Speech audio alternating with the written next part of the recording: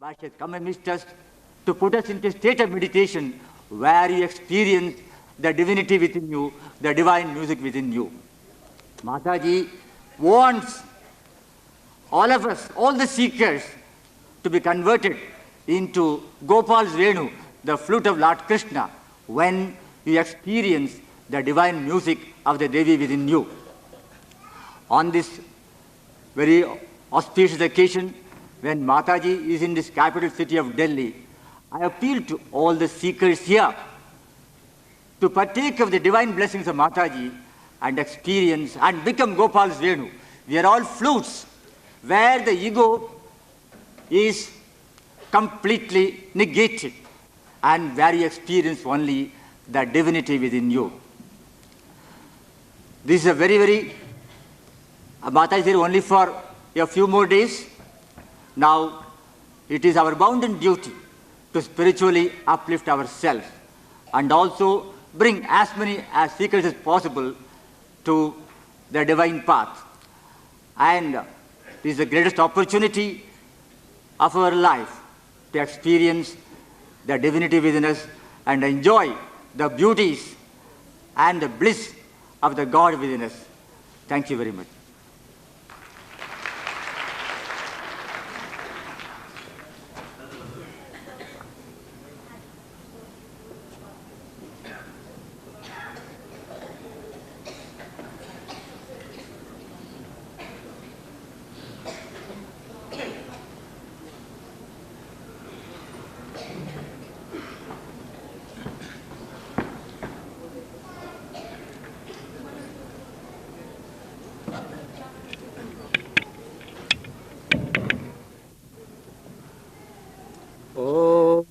त्वमेव साक्षात् श्री महालक्ष्मी महासरस्वती महाकाली दुर्गाम्बिका कुंडलिनी साक्षात् श्री माताजी श्री निर्मला देवी नमो नमः। अभी श्री माताजी आने वाली हैं और हम सभी को आशीर्वाद प्रदान करेंगी। उससे पहले मैं अपनी बात आपके सम्मुख रखने से पहले परमात्मा के खोजने वाले सभी भाई और बहनों व बच्चों का मैं हार्दिक स्वागत करता हूँ और परम प्रभु परमात्मा से ये प्रार्थना करता हूँ कि आप परमात्मा श्री माता जी के परम प्रेम में और सहज योग में स्थिर हों। श्री माता जी द्वारा ये सहज योग की विधि हम सबको दी जा रही है, सिखाई जा रही है।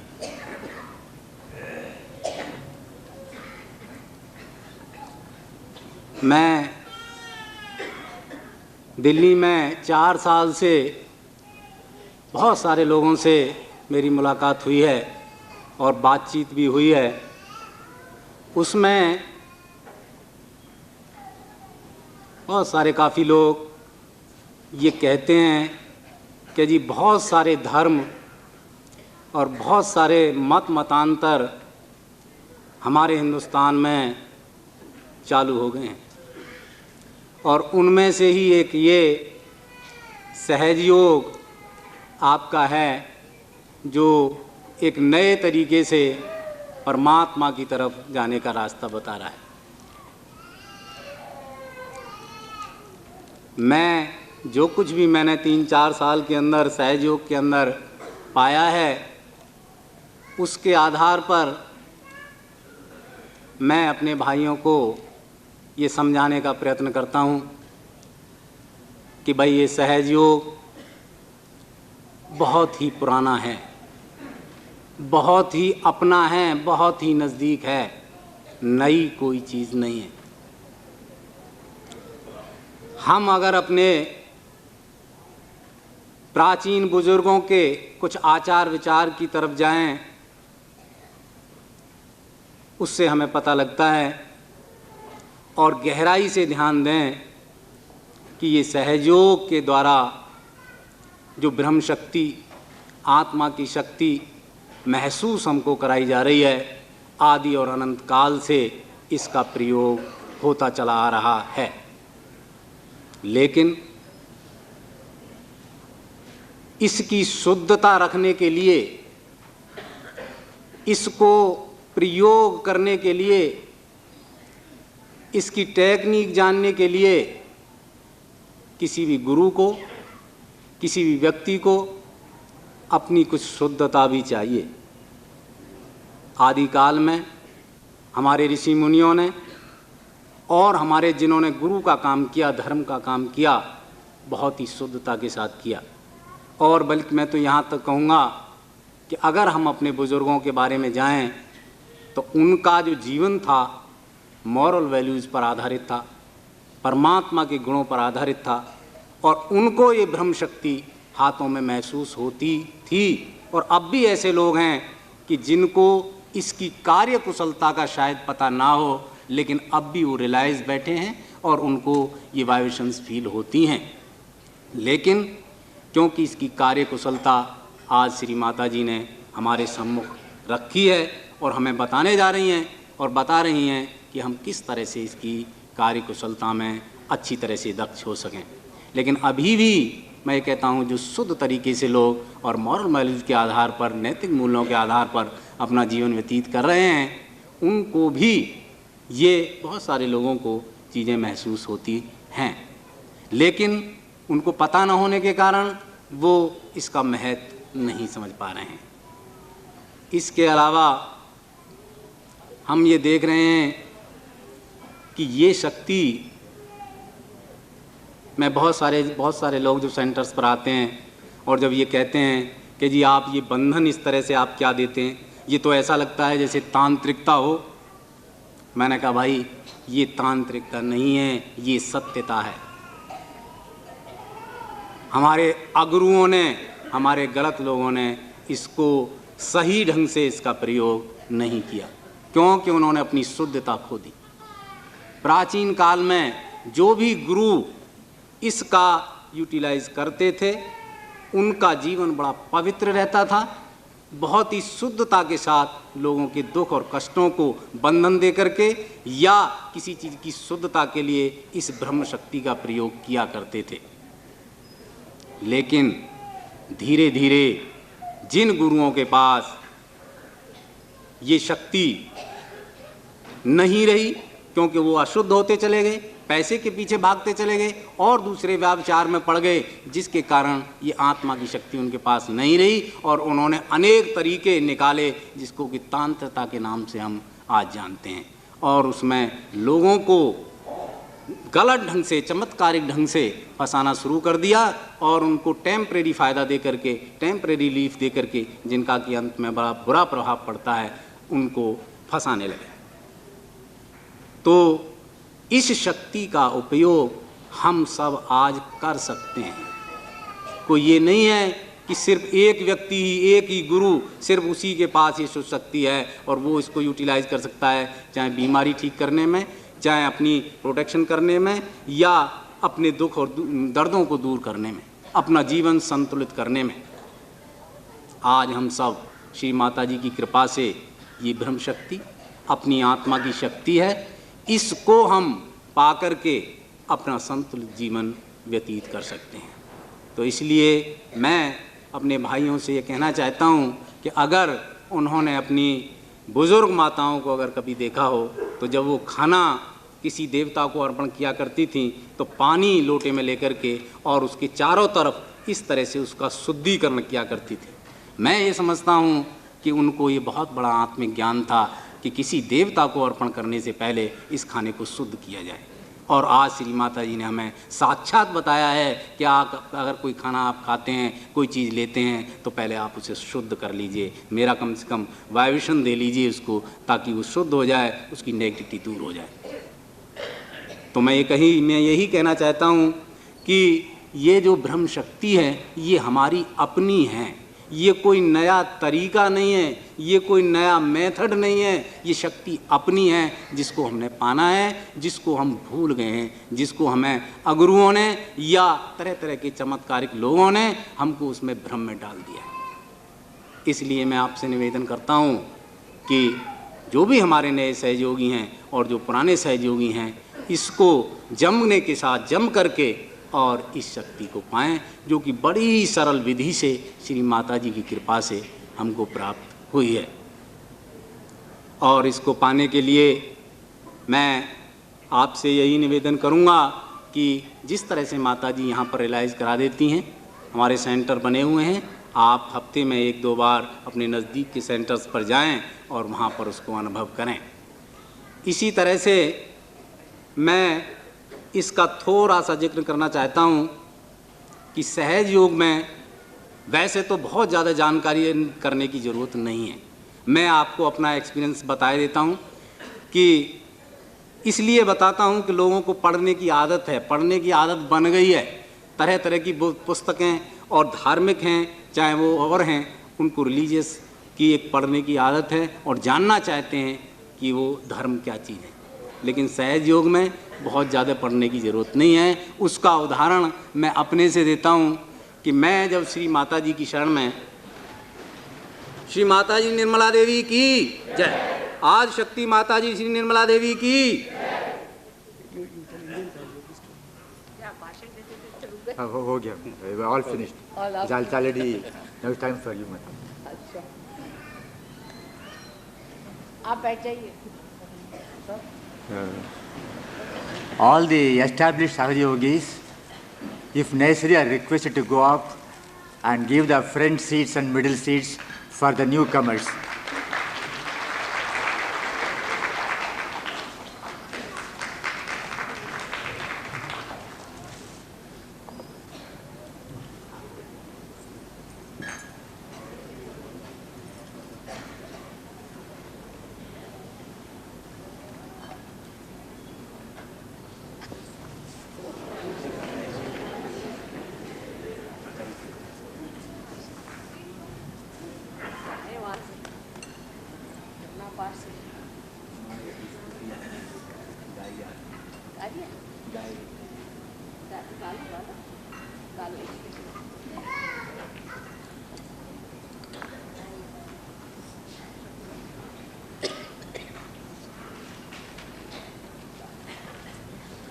She wants to sing one song.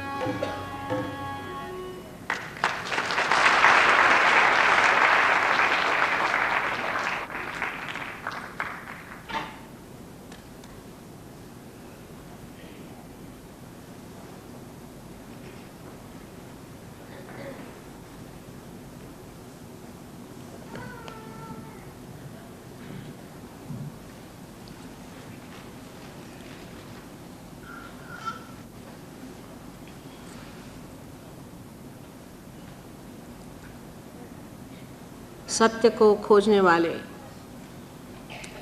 आप सबको हमारा प्रणाम।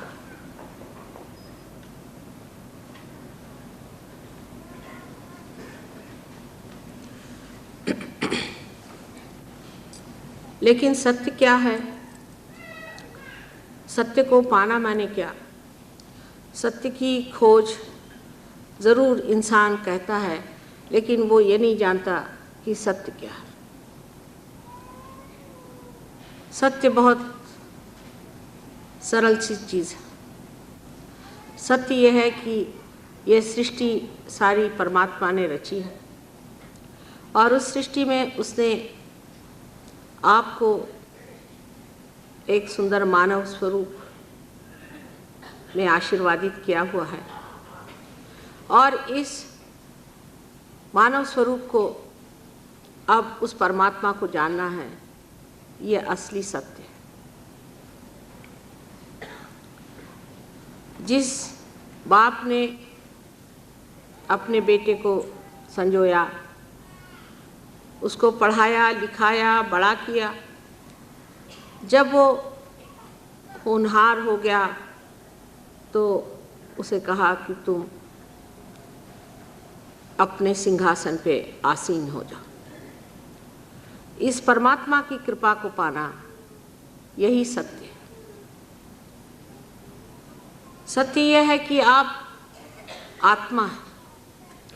आप शरीर, मन, बुद्धि, अहंकार आदि ये जितने भी आपको जड़ में दिखाई देने वाले अंग हैं, वो नहीं, आप स्वयं आत्मा हैं। ये सत्य है।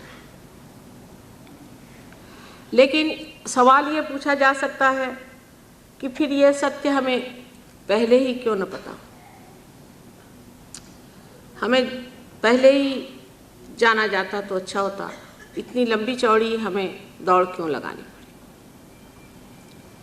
इसके लिए बाइबल में लिखा गया है कि परमात्मा ने तो चाहा था कि आपको सारा ही सुख एक साथ दे दें, लेकिन मनुष्य को ये इच्छा हुई कि वो खुद जाने, वो खुद सब चीज़ों के बारे में जाने कि वो चीज़ क्या है, ये पृथ्वी क्या है, ये पृथ्वी कहाँ से आई, ये दुनिया कैसी बनी। ये सब को जानने के बाद ही वो चाहता था कि वो परमेश्वर को जाने। इस एक गलती के कारण ही मनुष्य को हजारों वर्षों तक परमात्मा को खोजना पड़ा। आज ये खोज उस कगार पे पहुंच गई है जहाँ पर कि इसके दर्शन होने में बिल्कुल समय नहीं लग सकता और लगना नहीं चाहिए, क्योंकि आप जानते हैं कि किस विघ्न में हम लोग फंसे हुए हैं, किस तरह की समस्याएं आज सारे संसार के सामने बाहें फैलाई खड़ी हुई हैं और न जाने किस क्षण ये सारा संसार ही पूरी तरह से भस्मीसात हो जाए। हम लोग इसकी ओर नज़र करें या न करें, जो वस्तु स्थिति है वो इसी प्रकार अत्यंत गंभीर है। इस चीज़ से हम अनभिज्ञ नहीं हैं, लेकिन मनुष्य के पास एक बड़ी भारी किमिया है कि वो सत्य से दूर ही रहना चाहता है, उससे भागना चाहता है। मनुष्य को ये मालूम है कि उसकी मृत्यु किसी क्षण भी हो सकती है, तो भी वो इससे अनभिज्ञ रहता है परमात्मा की माया में कि उसका मृत्यु कभी भी हो सकता है। इसलिए जो जीवन का समय है ये बहुत महत्वपूर्ण है और इस जीवन में जो कुछ पाना है सो इसी जीवन में पाना है। हो सकता है किसी भी क्षण ये जीवन समाप्त हो जाए और कुछ भी लिए बगैर हम खाली हाथ इस संसार से चले जाएं।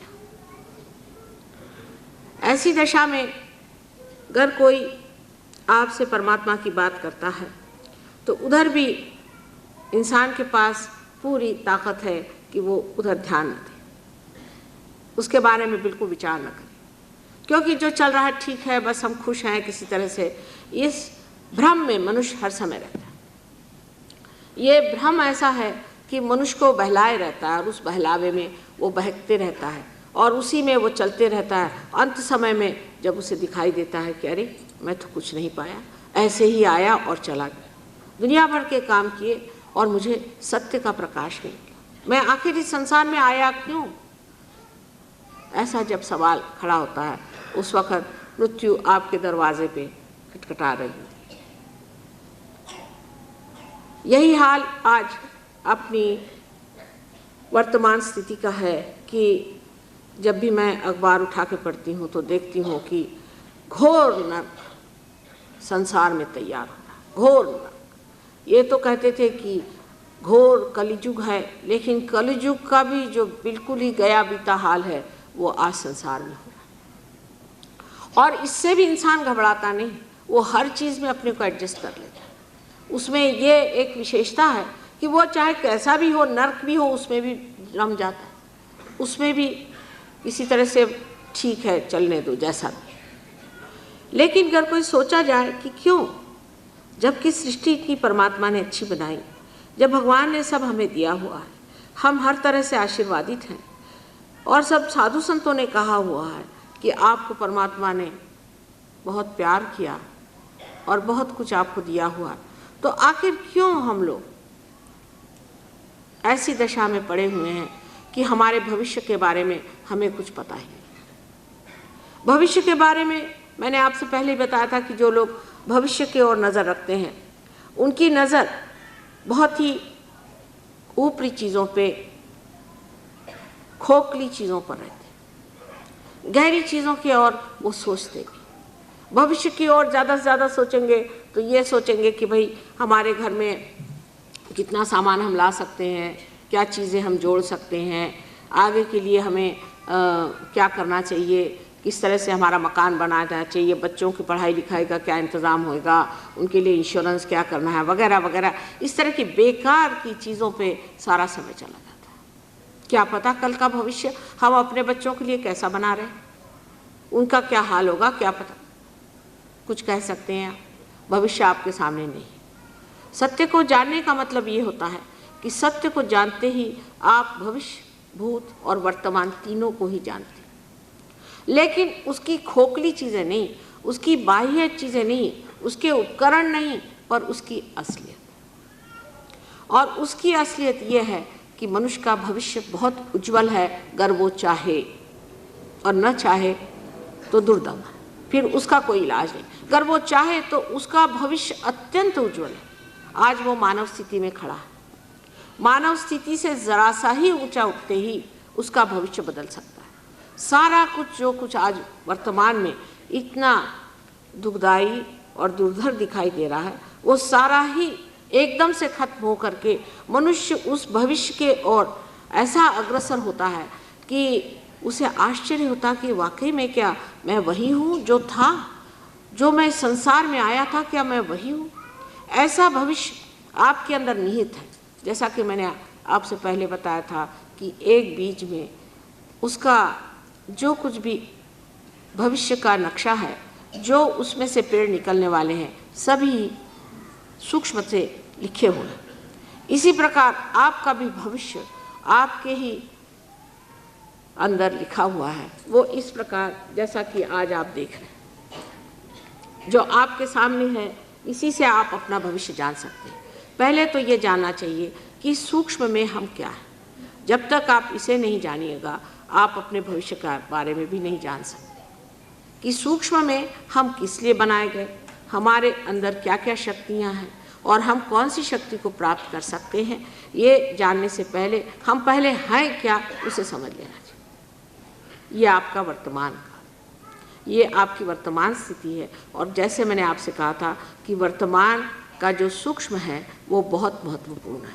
और आज के वर्तमान के सूक्ष्म के बारे में मैं आपसे बताने वाली हूँ, जो आपके अंदर अभी इस वक्त पूरी तरह से स्थित है, मौजूद है। यह आपके अंदर बसी हुई पूरी तरह की एक व्यवस्था परमात्मा ने बड़ी सुंदरता से की हुई है। आपके अंदर कुंडलिनी त्रिकोणाकार अस्थि में बैठी हुई है, और उसके नीचे ये जो चक्र है इसे मूलाधार चक्र कहते हैं। और कुंडलिनी जो है ये स्वयं मूलाधार कहलाई जाए कि ये मूल का आधार है, मूल का आधार है। लेकिन इसका चक्र बाह्य में बाहर है, जिसको कि मूलाधार चक्र कहते हैं। इस चक्र के बारे में आपको मैंने पहले लेक्चर में बताया था कि अबोधिता इसका गुण है, इनोसेंस इसका गुण है। अब ये हमारे अंदर गुण है। कोई आदमी होता है बहुत अबोध होता है, बहुत इनोसेंट होता है। हम लोग सोचते हैं कि ये इतना भोला कैसे, इतना सीधा कैसे, ये इसमें कैसे इतनी सादगी कैसे रहेगी। बात यह है उसका ये चक्र जो है ये अभी तक किसी तरह से क्षत नहीं हुआ, उस पर कोई हानि नहीं आई। इसका मतलब यह है कि यह आदमी अभी दुनिया के खुराफातों से ज़रा दूर ही रहा है, इसको वो चीज़ें छुई नहीं, इससे ये चक्र खराब हो जाता है। इस चक्र का खराब होना बड़ा नुकसानदेह होता है। जैसा कि मैंने बताया था आपसे कि इससे कितनी गंदी बीमारियां हो सकती हैं, शारीरिक तौर पे, मानसिक तौर पे आदमी पागल हो सकता है। आजकल जो बीमारियां अमेरिका में हो रही हैं, एड्स आदि, वो सब इसी चक्र की खराबी से होती हैं। और अनेक तरह के ऐसे रोग जिसे कि हम कहते हैं कि जो गंदे रोग होते हैं वो भी इसी चक्र के खराबी से होते हैं। और दूसरे जो रोग, बहुत से रोग जिसको हम ठीक नहीं कर सकते, वो भी इसी चक्र के खराब से होते हैं। अब इस चक्र की हमारे यहाँ स्थिति शुरू से बनी।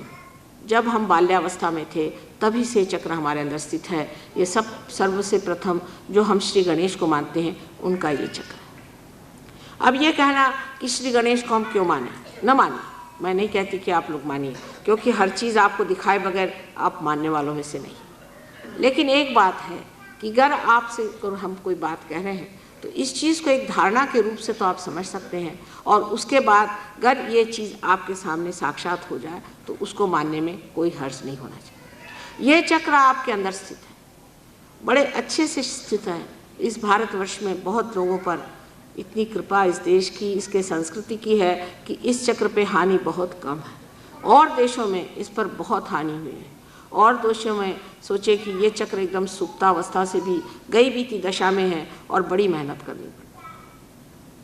हमारे अंदर जो दूसरा चक्र है, जिसे कि यहाँ नाभि चक्र कहना चाहिए क्योंकि इसको ही हम दूसरा चक्र मानते हैं, इस चक्र से हमारे अंदर धर्म स्थापित होता है। ये चक्र हमारे अंदर हमारे जो स्वयं धारणा शक्ति है, जो हमारे अंदर हमारा मनुष्यत्व है, उसको संरक्षित रखते हैं। इस चक्र पे 10, आप देखिए कि 10 उसकी पंखुड़ियाँ हैं, और ये जो 10 पंखुड़ियाँ हैं, इन 10 पंखुड़ियों पर 10 गुरुओं का वास है। ये गुरु लोग जो इसको हम सदगुरु कहते हैं, जैसे नानक साहब थे आपके, और उनसे पहले बहुत सारे हो गए, आदिनाथ आदि, जो बहुत से ऐसे गुरु हो गए हैं, वो सब गुरुओं ने इसको संरक्षित हमारे अंदर रखा है। अब आप समझ रहे हैं कि यह मैं आपके उत्क्रांति की बात कर रही हूँ।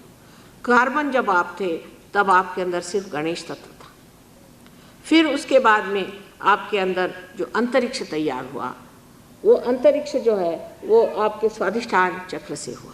पर ये नाभि चक्र से निकलता हुआ एक स्वाधिष्ठान चक्र है, जिससे आपके अंदर अंतरिक्ष तैयार हुआ। ये अंतरिक्ष तैयार होते होते फिर उसमें से पृथ्वी बनाई गई। ये पृथ्वी विशेष रूप से स्वरूप से ऐसी बनाई गई कि जिस पे मनुष्य पनप सके, उसके शारीरिक, मानसिक और बौद्धिक संतुलन को रखते हुए ये पृथ्वी उसका संगोपन कर सके। इस तरह की ये सृष्टि विशेष स्वरूप से बनाई गई, जिससे कि आप यहाँ पर पनपते हुए एक अच्छे मानव के रूप में स्थित हो जाए। ये जो स्वाधिष्ठान चक्र है, इस चक्र के हमारे अंतर्गत हम लोग बहुत से कार्य करते हैं, जैसे कि जितना भी सृजन का कार्य है, क्रिएटिविटी का कार्य है, क्योंकि ये सृजन का चक्र है, इसलिए हम जो भी क्रिएटिविटी का कार्य है वो इसी चक्र से करते हैं। जैसे कोई बड़ा भारी आर्टिस्ट है, या कोई म्यूजिशियन है, या कोई किसी भी तरह से सृजन का कार्य करता है, कोई लेखक है और या कवि है, वो सब इसी चक्र को उपयोग में लाते हैं। इसकी भी बारे में हमको समझना चाहिए कि इस चक्र का ज़्यादा इस्तेमाल करना भी ठीक नहीं। कोई सी भी चीज़ में अतिशयता करना ठीक नहीं होता है। खासकर इस चक्र के बारे में ऐसा देखा गया है कि जब मनुष्य बहुत ज़्यादा सोचता है तब ये चक्र, इसकी गतिविधि इतनी बढ़ जाती है कि ये दूसरे इसके जो काम है वो नहीं कर पाता। और इसीलिए जब आदमी सोच विचार में या भविष्य के और ज़्यादा नज़र करता है तो उसकी जो कार्य प्रणाली है वो बड़ी दूषित हो जाती है। उसकी कार्य प्रणाली इस प्रकार है कि ये चक्र जो है और भी चीज़ों को देखता है, जैसे कि आपका लिवर है, आपकी किडनीज़ हैं, आपके पैंक्रियाज है, या आपका स्प्लीन है, और कुछ हिस्सा इंटेस्टाइन का, इनको भी संभालता है। ये सब चीज़ों को संभालने की जगह अगर इसको सिर्फ आपके विचार के लिए जो आपके ब्रेन में जो छोटे छोटे सेल्स हैं उन सेल्स के लिए तैयारी करनी पड़े और जो पेट में जो मेद है यानी फैट है उसके छोटे छोटे पेशियों को तैयार करना पड़े, तो उसका बाकी का जो काम रह जाता है और उसके कारण जो आदमी सोचता है उसे जिस तरह की बीमारियां होती हैं, माने सबसे बड़ी तो उसको बीमारी पहले होती जो लिवर की बीमारी होती, ऐसे आदमी को लिवर की बीमारी होती है, या उसे जो है पैनक्रियाज की माने डायबिटीज़ हो सकता है, या उसे ब्लड कैंसर हो सकता है, और उसके अलावा उसको हाई ब्लड प्रेशर भी हो सकता है। क्योंकि जब आप आगे की बहुत सोचते हैं तब आपका एक जो चक्र है बेचारा वो उसमें संलग्न हो जाता है, जिससे कि उसकी जो बाकी की जो क्रियाएं हैं वो सब रुक जाती हैं। मैंने अंग्रेज़ी में इसके बारे में आपको बताया था और आज मैं थोड़ा हिंदी में बता रही हूँ जिससे सिलसिला बनता जाए। आगे उससे जो चक्र हैं वो भी बड़े महत्वपूर्ण हैं। जैसा कि मैंने कहा कि नाभि का चक्र आपको धर्म देता है। हमारे यहाँ जो सद्गुरु हो गए उन्होंने सबने कहा कि धर्म से चलो, धर्म से चलना चाहिए, धार्मिकता से रहना चाहिए। धर्म में उन्होंने 10 धर्म मनुष्य के लिए बताए हैं, वो मनुष्य को करना चाहिए।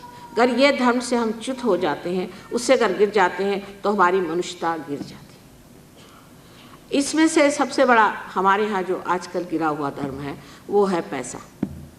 पैसे के पीछे में मनुष्य सारी अपनी मानवता खो दे। जिस आदमी के पास ज़रा ज़्यादा सा पैसा हो गया तो वो सोचता है कि उसको किसी से भी संबंध रखना, किसी से भी प्यार करना या किसी से भी अच्छे से बातचीत करना माने पाप। ये बिल्कुल आप देखिए कि पैसा ऐसा खोपड़ी पे बैठ जाता है, पर इस आदमी को ये पता नहीं कि आखिर ये पैसा किस लिए। इस पैसे से आप अपनी प्रतिष्ठा चाहते हैं, आप चाहते हैं कि आप प्रतिष्ठित हो, इसीलिए पैसा है। लेकिन आप ऐसे आदमी के पीछे में सुनिए तो कहते अरे इनसे कौन बात करे, ये तो बड़े बदतमीज़ आदमी हैं, इनको किसी से बात करने का ढंग नहीं, इनको कोई किसी से व्यवहार नहीं है, किसी से प्यार नहीं है, किसी से मोहब्बत नहीं है, इनके पैसे से क्या करना, ये किसी को पैसा उठा के देते हैं। पैसे से मनुष्य से कटता जा रहा है। अपने देश में तो ऐसी बीमारी पैसे की फैल गई है कि जिसके कारण आपने सुना होगा कि हम लोग डाउरी चलाए हुए हैं और दुनिया भर की चीज़ें इतनी जो कि बड़ी लज्जास्पद चीज़ें हैं हम लोग कर रहे हैं पैसे के नाम पर। सहयोग जो है कोई एक मनुष्य के प्रति नहीं है, ये समाजोन्मुख है, ये समाज की तरफ दृष्टि रखता है। जब सहयोगी वो बन जाता है तो ऐसी कुरीतियाँ जो हमारे समाज को नष्ट किए हुए हैं वो अधर्म है, वो अधर्म है। ये धर्म नहीं है, अधर्म है। लोग ये समझते नहीं है कि डावरी लेना बड़ा भारी अधर्म है। इस अधर्म को हम क्यों करते हैं? और इस तरह के अनेक अधर्म हम करते जाते हैं और सोचते हैं कि इसमें कोई खराबी। अब जैसे कि हम देखते हैं बहुत से पंडित लोग होते हैं जो कि मंदिरों में बैठे हुए दुनिया भर के अधर्म करते रहते। हमसे बहुतों ने ये सवाल पूछा प्रदेश में कि हमने तो देखा है कि पंडित लोग जो आपके मंदिरों में बैठे रहते हैं वो गांजा बेचते हैं और दुनिया भर के गंदे काम करते हैं और औरतों को छेड़छाड़ करते हैं या उनको नष्ट कर देते हैं। तो इस तरह के आपकी कैसी ये योग भूमि है, ये कैसा आपका धर्म है, इतनी अधर्मी इनकी प्रकृति है और ये आपके वहाँ के प्रीस्ट बने बैठे। ये प्रीस्ट लोगों को तो किसी ने भी नहीं माना था, सिखों ने भी। मैं मानती हूँ कि आजकल सिख लोग मानते हैं बहुत प्रीस्टों को, पर नानक साहब ने नहीं माना, किसी ने भी नहीं माना। प्रीस्ट की समाज वहाँ तक हद थी कि जहाँ तक पूजा पाठ आदि ये जो कर्म है इसको करते रहो, इससे आगे उनको कोई गुरु नहीं मानता। लेकिन अपने यहाँ ये प्रीस्ट का क्लास ऐसा आ गया कि उसने कोई भी तरह का धर्म नहीं रखा, क्योंकि वो सोचते हैं अरे हम तो जानते हैं भगवान चीज़ क्या है, ये तो पत्थर ही है, इसको तो हम इतना पैसा खाते हैं, ये करते हैं, वो करते हैं, और तो भी ये भगवान तो कुछ करता नहीं। उलट करके बेकार ये लोगों को बेवकूफ़ बनाने का एक अच्छा तरीका है, ढकोसला बना के रख दिया हमने मंदिर का और यहाँ पर ये करते। वो ये नहीं जानते कि भगवान उनको कितनी सजाएं दे रहा, उसको नहीं समझ रहे हैं। हम आपसे बताएं कि एक वृंदावन के महाशय जी थे, वो हमारे पास आए और हमसे कहने लगे कि हमारे यहाँ सबको बड़ी बीमारियाँ लग जाती हैं, पता नहीं क्या क्या। उन्होंने 2500 बीमारियाँ गिना दी। तो मैंने कहा कि क्या आप वहाँ बैठ के क्या करते हैं? हम तो कहने लगे भगवान का काम करें। हमने कहा कौन सा भगवान का काम? यही कि हम पैसा ऐसा लेते हैं लोगों से और अपना उधर निर्वाह करते हैं। मैंने कहा ठीक है, तो और बीमारियाँ भी आप लीजिए। इससे आदमी के दिमाग में ये बात आ जाती है कि ये धर्म जो चीज़ है ये बिल्कुल ही गलत चीज़ है। इस धर्म से हमें कोई लाभ नहीं हुआ। धर्म में सिर्फ आप पैसा डालिए और उन लोगों को उनका दिमाग खराब करें। कोई भी धर्म में कि प्रीस्ट क्लास को किसी ने भी भगवान नहीं माना, कभी भी प्रीस्ट क्लास को उन्होंने ये नहीं माना कि वो कोई बड़े भारी अवतारी पुरुष है या कोई बड़े भारी गुरु हैं या सदगुरु। इसकी वजह यह थी कि प्रीस्ट क्लास जो है, जैसे कि एक भगवान के पुजारी होते हैं, अपने जैसे साफ सफाई करने वाले वैसे रखे हुए लोग हैं, इनको पैसा मिलता है वहाँ रहे, लेकिन उनको कोई सदगुरु नहीं माना जाता।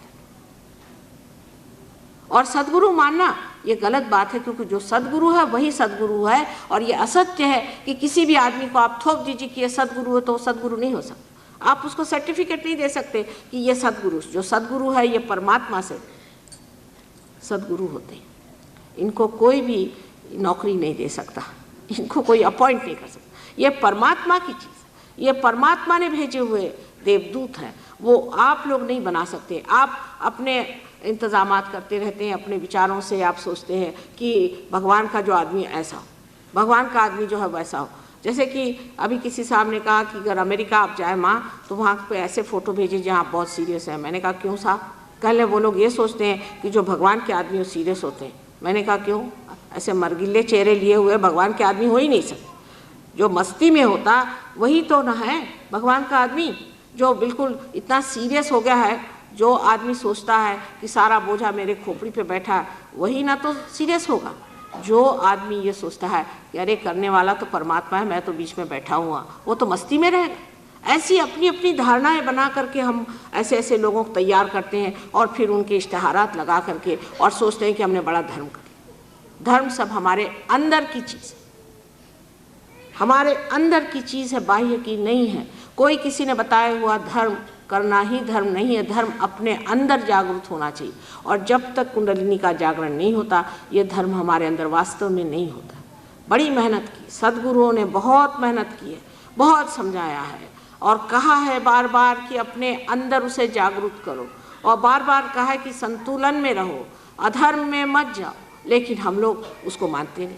आज लोग देखते हैं कि जो लोग कहते हैं कि हम बड़े धार्मिक हैं, इधर धार्मिक कहते हैं, उधर लोगों को मारते पीटते रहते हैं, या कहते हैं हम धार्मिक हैं अपने घर वालों को सताते हैं, कहते हैं हम धार्मिक हैं और किसी को गरीबों को सताते हैं। ऐसे आदमी धार्मिक हो नहीं सकते हैं, क्योंकि परमात्मा का एक धर्म है सिर्फ, जो है प्रेम, जो है सिर्फ प्रेम। प्रेम के अलावा परमात्मा और कुछ नहीं। अगर उसको हमारे प्रति प्रेम नहीं होता तो उसने हमें इंसान न बनाया, इतनी मेहनत न की होती। हालांकि हमने उसके प्रति कुछ नहीं किया। अगर इंसान सोचे आज हमने भगवान के प्रति क्या किया, ये तक तो नहीं हुआ कि हम धर्म से रहें, ये तक तो नहीं हुआ कि हमने प्रेम बांटा, ये तक तो नहीं हुआ कि हमने दूसरों की कोई पूछताछ करी जो उसी के बंदे बैठे हुए। सब गलत सलत चीज़ों को धर्म मान करके जब हम चल पड़ते हैं, तब अपने बच्चे पूछते हैं कि अगर यही धर्म है तो हमें ऐसा भगवान नहीं चाहिए। वो भी उनकी बात सही है। तो सहयोग जो है एक समाजोन्मुख है, समाज की तरफ उसकी दृष्टि है। जब आप सहयोग में आते हैं तो आपको ये सब गलत धारणाएं अपनी तोड़नी पड़ती। तब बहुत से लोग बुरा मान जाते हैं कि जैसे समझ लीजिए कोई सहयोग में आया और हमने कहा कि देखिए आप डावरी नहीं ले सकते, तो वो नाराज़ होकर चले जाते हैं। चले जाए, भले चले जाए, क्योंकि यहाँ गलत आदमी बिठाने से फ़ायदा क्या? क्योंकि सहयोग चीज़ ऐसी है कि जिसमें आपको कुछ बनना पड़ता है। कोई सर्टिफिकेट नहीं मिलने वाला आपको कि आप साहब सहयोगी हो गए, आप में इससे बनना पड़ता है। अगर आप इसमें कुछ बनिएगा नहीं तो आपके हाथ में चैतन्य नहीं आएगा, नहीं आपको माना जाएगा कि आप आत्म साक्षात्कारी पुरुष हैं। अभी इन संत साधुओं को हमारे यहाँ कबीरदास जी हो, नानक साहब हो गए, बड़े बड़े संत साधु हो गए, उनके कितने नाम लिए जाए उतने कम है। उनको क्या कहना पड़ता था कि आप ये गलत काम मत करो, वो गलत काम मत करो? क्या ऐसा उन्हें बताना पड़ता था? वो स्वयं ही धर्म में खड़े रहते थे, वो स्वयं ही धर्म की बात करते थे। उनको कभी भी ऐसा तो नहीं कहना पड़ा कि आप ये गलत काम मत करो, इधर मत जाओ, शराब के गुत्ते पे मत जाओ। क्यों नहीं करते थे? आखिर ये सोचना चाहिए कि वो अगर उनके पास भी शरीर धारणा थी तो वो ऐसे गलत काम क्यों न करते थे, और क्यों वो प्रेम में इतने अभिभूत रहते थे। उसके लिए सोचना ये चाहिए कि उनके अंदर कोई न कोई हमसे ज़्यादा चीज़ थी, कोई न कोई ज़्यादा ताकत थी। और वो कौन सी ताकत थी उनके अंदर? उनके अंदर ताकत थी कि जिसे हम कहते हैं धर्म की शक्ति। और धर्म की शक्ति जो है अत्यंत प्रेममय। इसके अनेक उदाहरण हमारे यहाँ हैं। जैसे रामचंद्र जी से लीजिए कि जब वो जंगल में गए तो एक भीलनी वहाँ खड़ी थी, उसके दांत बेचारे के पास थोड़े से दांत थे। बुढ़िया भीलनी औरत बेर तोड़ के लाई, उसमें एक दांत लगा करके देखती थी कि यह खट्टा तो नहीं है, और वो रामचंद्र जी को उन्होंने दिया। रामचंद्र जी सर में लगा करके, हृदय में लगा करके उसको खाया, और अपनी पत्नी से कहते हैं कि इतने अच्छे तो मैंने कभी फल कोई खाए ही नहीं दुनिया। कितनी प्रेम की महिमा है उनके। आखिर वो जाति के क्षत्रिय थे, वो कहते मेरी जाति ऊंची है, मैं क्यों, एक भीलनी जो कि बिल्कुल गरीब है, पता नहीं दांत उसके कैसे हैं क्या है, ना कोई विचार के उस प्रेम को उन्होंने पहचाना, उस प्रेम की शक्ति को उन्होंने उस बेर में देखा और उसे खाया। आप समझ सकते हैं कि जो मनुष्य आत्म साक्षात्कारी होता है वो प्रेम ही के सहारे जीता है और प्रेम ही बांटता है। उसके पास और कुछ देने लेने का नहीं बनता। इस प्रेम की शक्ति को जब तक आप नहीं अपने अंदर पाइएगा तो आप कितने मंदिर और गिरजा और मस्जिदों में, गुरुद्वारे में घूमिए, लेकिन उसका कोई फर्क नहीं पड़ता। पहली चीज पहचान एक आदमी आत्म साक्षात्कारी होने के, वो प्रेम से भरा रहता है। इतना प्रेम और इतनी क्षमा उसके अंदर होती है। बुद्ध को एक बार एक आदमी ने बहुत परेशान कर दिया, और जब वो कुछ आगे गए तो उस आदमी ने जाकर के उनकी क्षमा मांगी दूसरे गांव में। तो उन्होंने कहा तुम किसकी क्षमा मांग रहे? कहले आपकी बुद्धदेव, मैंने आपको बहुत अपमानित किया, मुझे क्षमा करें। कहले कौन से बुद्धदेव? जो वहाँ थे वो तो अब खत्म हो गए, ये तो दूसरे बुद्धदेव आ गए, अब बोलो। ऐसे ही कृष्ण के लिए कहा जाता है कि विदुर के घर जाके उन्होंने साग खाया, विदुर के घर जाकर साग खाया। ये हम गाते हैं, कहते हैं, समझते हैं, लेकिन हम अपने जीवन में नहीं देखते कि हम अपने जीवन में किसी को कितना प्यार देते। सास बहुओं को सताएगी, बहू सास को सताएगी, भाई बहन को काटेगा। ये जो आज वैमनस्य सारे संसार में फैला हो, इसका कारण यह है कि हमारे अंदर प्रेम की शक्ति जागरूक नहीं। आपस में गला काटना, कोई सिख है तो कोई हिंदू है तो कोई मुसलमान है, तो इस देश के टुकड़े टुकड़े करके रख दिए इस वैमनस्य की वजह से। ये सोचना चाहिए कि हमारे अंदर ये शक्ति अभी जागरूक नहीं। सारा संसार एक है, परमात्मा ने कोई अलग अलग चीज़ें थोड़ी बनाई। सारा संसार एक है, ये तो बड़ा भारी कलाकार है, उसने अलग अलग चीज़ें बनाई कि एक पहाड़ी बना दी, एक नदी बना दी, कुछ और बना दिया। लोग इसका मतलब थोड़ी कि आप अलग अलग बन के बैठिए और झगड़ा करिए। जो चीज़ उन्होंने आपको दी उससे प्रेम उभरना चाहिए, उसके अलावा और कुछ नहीं होना चाहिए। किंतु है नहीं। इसकी वजह यह है कि हम जागरूक नहीं। जिस वक्त हम जागरूक होते हैं, जब हमारी कुंडलिनी जागरूक होती है, जब इन चक्रों से गुजरती है, तब हमारे अंदर पहली संवेदना आती जिसे हम सामूहिक चेतना कहते हैं। सामूहिक चेतना का मतलब यह है कि हमारी जो नसें हैं, जो हमारे सेंट्रल नर्वस सिस्टम है, क्योंकि उत्क्रांति की बात है ना, ये उत्क्रांति में जो नया पदार्पण होता है, जो नया स्टेप आप लेते हैं, उस स्टेप में आप महसूस करते हैं कि आपके हाथ में ही आप महसूस करने लगते हैं। इन उंगलियों के चक्रों पे ही आप जान जाते हैं कि आपकी क्या दशा है और दूसरों की क्या दशा है। ये जब घटित होता है तब दूसरा कौन है, सवाल ये खड़ा होता है कि दूसरा है कौन।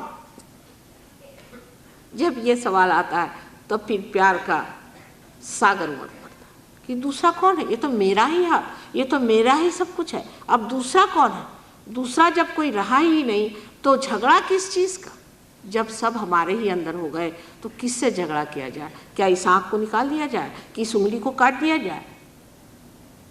ऐसा विचार सिर्फ दिमागी नहीं होता है, ये हमारे नर्वस सिस्टम में आ जाता है। जैसे कि हम गंदगी को अपने नाक से सूंघ सकते हैं, उसी तरह वैमनस्य की गंदगी हमारे अंदर एकदम से महसूस होने लग जाती है और चाहते हैं नहीं ये चीज़ नहीं चाहिए। जब धर्म जागृत होता है तो हमारी इतनी धार्मिक चेतना ज़बरदस्त हो जाती कि उस धर्म के अंदर हमें बताने की ज़रूरत नहीं कि अधर्म क्या है, मनुष्य एकदम उसे छोड़ देता।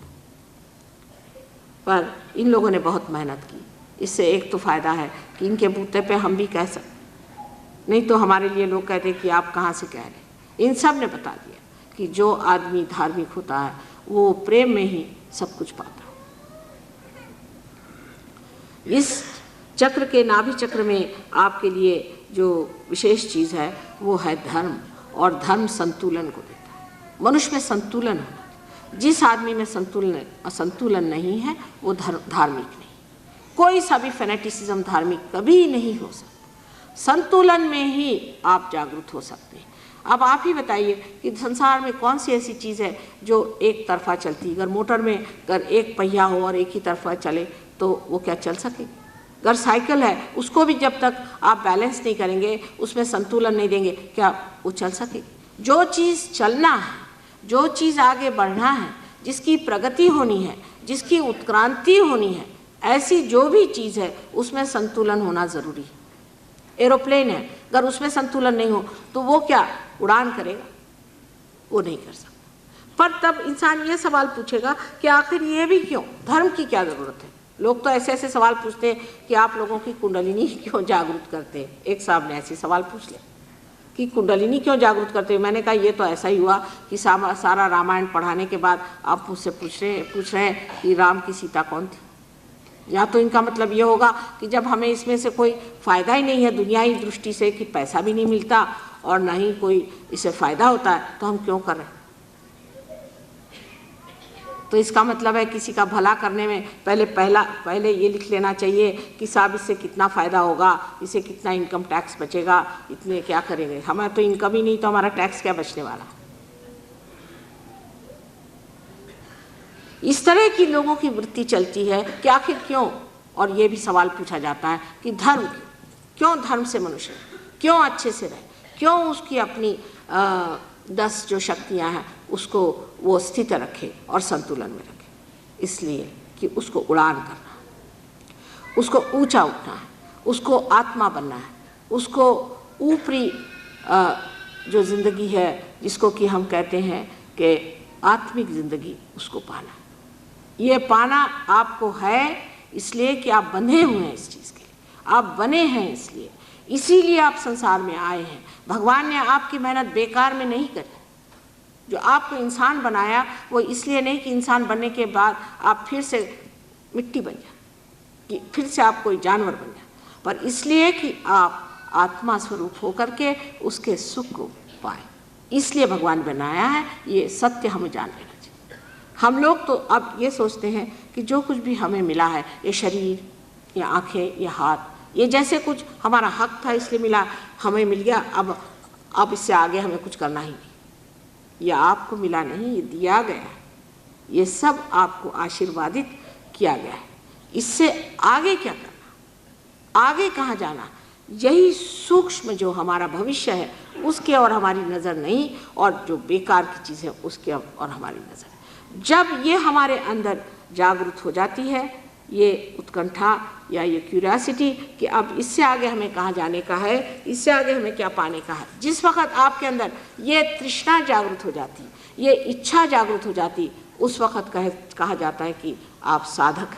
और ऐसे साधकों को मेरा नमस्कार है। जो साधक है वो है जिसने कि जान लिया कि इससे परे कोई चीज़ है, इससे परे कोई चीज़ है, ऐसा जिसने समझ लिया वही साधक है। अब जो कि नाभि चक्र है ये लक्ष्मी का तत्व है। इस लक्ष्मी तत्व में हम घूमते रहते हैं। सारा लक्ष्मी तत्व जो है पैसा कौड़ी ये वो दुनिया भर की चीज़, और फिर धर्म के चक्कर, ये सब चक्करों में हम घूमते रहते हैं। लेकिन इससे परे कोई ना कोई चीज़ होनी चाहिए, क्योंकि अभी तक जो हमने किया, हमने इतना किया। एक मुसलमान शेख गुरुजी करके हैं, उनका माँ मेरे तो हालत ख़राब गई, घुटने मेरे टूट गए नमाज़ पढ़ते पढ़ते। तो मैंने कहा चलो इससे कुछ फ़ायदा नहीं, तो मैं वारकरी हो गया। मैं पंडरी जाता था अपनी हमारे यहाँ टाल कहते हैं उसे, जो जंजीरा बजाते हैं, वो बजाते बजाते एक महीना वहाँ जाता था, वहाँ सर रोज़ फोड़ता था भगवान के सामने। मुझे भगवान तो मिले नहीं। और अब आगे मैंने सोचा कि ये सब तो है नहीं, इसमें तो भगवान नहीं, आगे क्या। तो फिर कह लिया, मैंने दाढ़ी बढ़ा ली, ये किया। मैंने सोचा चलो मैं भी अवधूत हो जाता हूँ, मैं कहता हूँ कि मैं भी अवधूत हूँ। वो भी करके देख लिया, फिर दूसरा और कुछ करके देख लिया नाटक, तो परमात्मा मिले नहीं। मैंने कहा कि परमात्मा है कहाँ। जब वो हमसे मिले तो हमने कहा कि बेटे तुम्हारे ही अंदर परमात्मा। क्यों? ये काहे रे बन खोज न जाए, तुम्हारे ही अंदर परमात्मा है। लेकिन उसकी ऐसे पागल जैसे खोजने की क्या ज़रूरत है तुमको, इधर उधर भागने की ज़रूरत क्या है। किसने कहा था कि 1 मील जा करके 1 महीना जा करके और पंढरपुर जाओ, ये किसने कहा? तुम ज्ञानेश्वर जी का नाम लेते हो, क्या उन्होंने कहा था? उन्होंने कहा था जाइए, उन्होंने तो नहीं कहा था, उन्होंने तो कहा था कि ध्यान में परमात्मा को पाया जाता है। जब ध्यान कहा गया है तो क्या आप बैठ करके परमात्मा का ध्यान किया आपने?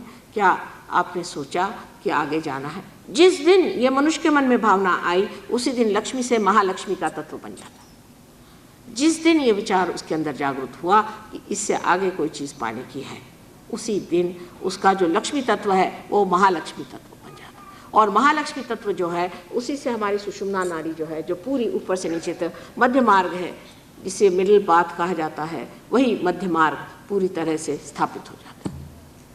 उस मध्य मार्ग में जो शक्ति है वो इस वक्त सीमित है, लेकिन नज़र आपकी ऊंची हो जाती है, नज़र आपकी ऊंची हो जाती है। धीरे धीरे ये बाह्य की उपकरण और ये जो आंदोलन है ये सब खत्म हो करके इंसान उस दिशा की ओर बढ़ता है जिधर उसे बढ़ना है। आप कहें कि हमें कुंडलिनी का जागरण नहीं करना है, न कराइए, कोई आपको ज़बरदस्ती कभी कोई कर ही नहीं सकता इसमें। ये तो जब तक आपके अंदर महालक्ष्मी का तत्व जागृत नहीं होगा तब तक हमारे हाथ टूट जाएंगे, आप पार नहीं हो सकते। अगर आपके अंदर ये महालक्ष्मी का तत्व जागृत हुआ कि इससे परे कोई चीज़ जिसे पाना है, और जो आज तक हम करते आए वो तो सिर्फ तैयारियां थी, वो कुछ हमने रास्ता उठाया नहीं अभी तक, हमारी कदम अभी तक उधर बढ़े नहीं। जब तक ये भावना अंदर नहीं आती कि हमें कहीं और ऊपर उठना है तब तक आपका महालक्ष्मी तत्व जागृत नहीं। और जब ये जागृत होता है तब धर्म की परिपूर्ति हो जाती, तब धर्म में आप पूर्ण हो जाते। फिर ऐसे आदमी का जो धर्म होता है वो जानना भी और तरह से होता है, क्योंकि कहते हैं ऐसा आदमी सारे धर्मों से परे धर्मातीत हो जाता है, उसके लिए धर्म नहीं होता। जैसे नानक साहब के लिए कहते हैं कि वो लेटे हुए थे तो लोगों ने कहा कि आप तो ऐसे लेटे हैं और पैर आपके मक्का की तरफ, तो कहा अच्छा भाई इधर पैर कर लेते, फिर मक्का की तरफ। तो मक्का क्या है, उनके पैर की धूल के बराबर तो है ही, अगर उन्होंने मक्का की तरफ पैर किए तो उसमें कौन सी ऐसी बात है। लेकिन यह धर्मातीत स्थिति जो है ये प्राप्त होनी चाहिए। आपने सुना होगा कि एक बार एक नाथ जा रहे थे, वो अपने सर पे पानी रख करके और द्वारिका जी ले जा रहे थे कि वहाँ पानी छोड़ा जाए, वहाँ पर कृष्ण की मूर्ति पर। जाते जाते रास्ते में उन्होंने देखा कि बिल्कुल नीचे उस मंदिर के नीचे एक गधा वहाँ पर बिल्कुल प्यासा मर रहा था, उसको ले जाकर उन्होंने पानी पिला दी, वो कावड़ उनको सारा ख़त्म कर दिया। लोगों ने कहा कर क्या रहे हैं, इतने दूर से लेके आए हैं और जहाँ पहुँचा था ना वहाँ नहीं पहुँचा, कल मैंने पहुँचा दिया जहाँ पहुँचा।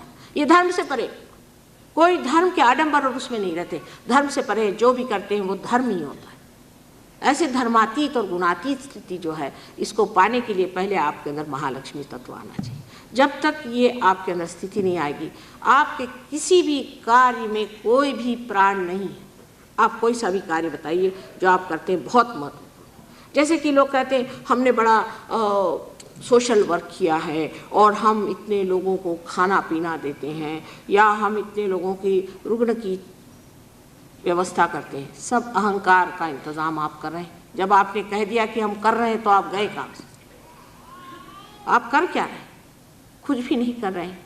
ये तो आप किसी से रुपया लिया, इकट्ठा किया, और अगर आपने 25 लोगों को या 100 लोगों को भी वहाँ ला करके और उनकी रुग्णचर्या करी तो उसमें क्या? आपने अगर रुपया भी दे दिया तो उसमें क्या? उसमें आपने किया ही किया। कुछ करने का जो है वो तो जीवंत कार्य है, ये तो मरा हुआ काम है कि आपने उनको खाना पीना दे दिया या एक उनको टेबल उठा के दे दिया या एक कोई पेड़ मर गया तो 4 उससे कुर्सियाँ बना के किसी को दे दी। ये तो सब मरा हुआ काम है, इसमें आपने किया ही क्या। और ये तो अहंकार आपका जुटता जाएगा जब तक आप मरा हुआ काम करेंगे। मैंने ये किया, मैंने वो किया, आप जानते नहीं मैं फलाने जगह का सोशल वर्कर हूँ, समझ लीजिए ये पगला गए। या मैंने ये देश का कार्य किया, मैंने वो कार्य किया, ये जिसने कह दिया उसको आप समझ लीजिए कि इनको अभी तक कुछ भी खबर नहीं है कि जनरॉसिटी क्या होती है, उदार चरित्र क्या होता है। उदार चरित्र जो होता है वो देता है इस तरह कि वो जानता ही नहीं वो देता है, इस हाथ से देता है वो हाथ जानता नहीं कि क्या है।